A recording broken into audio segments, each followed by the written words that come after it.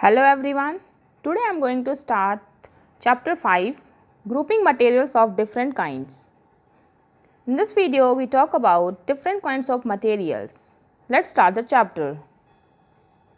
Materials. As you know, when we look around we find ourselves surrounded by the number of objects. Some of these different objects are made up of number of different materials.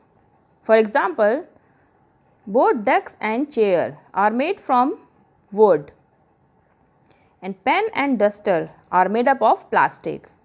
So, the materials from which an object is made depends upon its property. Why do we need to group the objects? We need to group the object for a number of reasons. First, to save time to find object. Second, it saves our energy. Third, grouping makes a place well arranged and beautiful. And fourth, convenience to store. And fifth, convenience to study. Now here we will discuss the definition of material. The matter from which an object is made is called materials. For example, glass, steel, wood, leather, etc. Now what is the classification? Classification means the process of shortening or grouping materials around some basic similarities is called classification. For example, object can be classified on different bases like their shape, material used, etc. Basis of grouping. Materials can be grouped on the basis of similarity or differences in their property. Different types of materials have different properties such as appearance, solubility, transparency, conductivity and behavior towards magnet, etc. Here we discuss the property of material.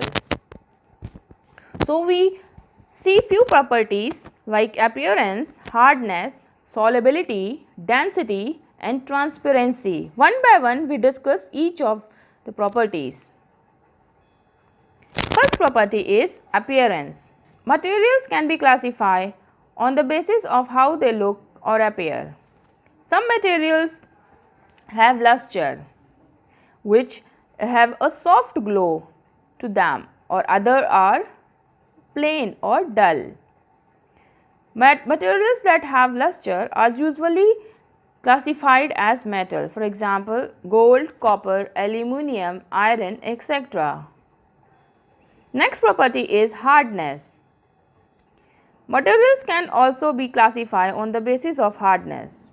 Materials that can be easily compressed or stretched are called soft, and for example, cotton and sponge.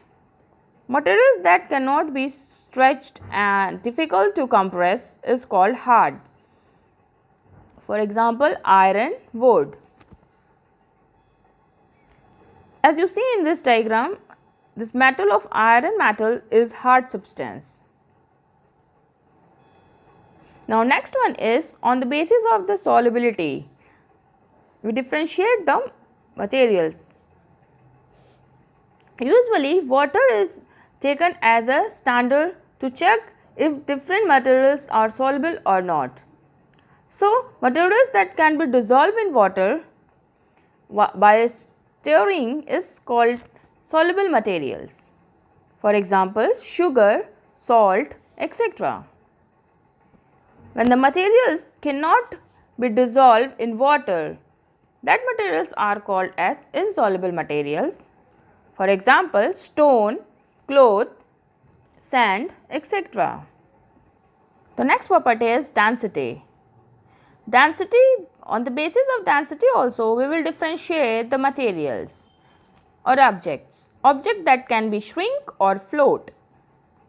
There are some insoluble materials which shrink to the bottom of the surface when we put into the water, and some are float on the water.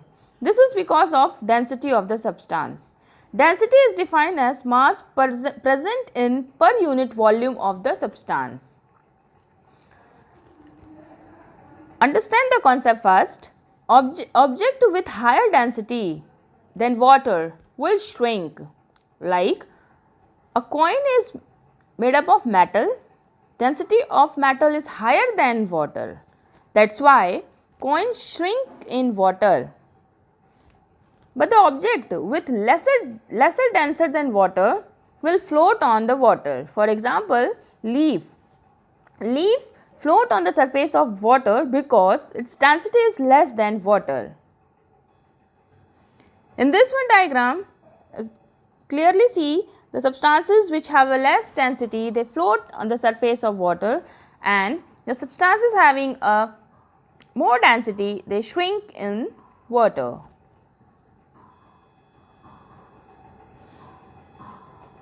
Next property is transparency.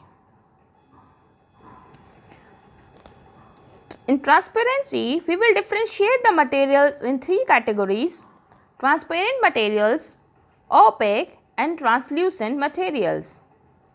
Let's discuss first about transparent objects or materials. Objects or materials which can be seen through it, they are called as transparent object. For example, glass, clean water and some plastics. Now the object or materials through which things can be seen but only partially are called translucent materials or object. For example, butter paper and frosted glass. The object which cannot be seen through are called as opaque object. For example, metal, wood, cardboard, etc. Basically, objects or materials are transparent because light rays can easily pass through them. Okay, like glass, clean water or plastic.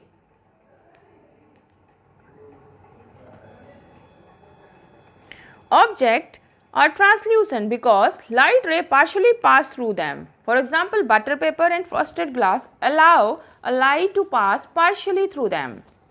The object are opaque because light rays can't pass through them, like metal, wood, cardboard are the example of opaque object because no light can be passed through them, so we cannot see the other side. Okay, this is all about the transparency. Thank you.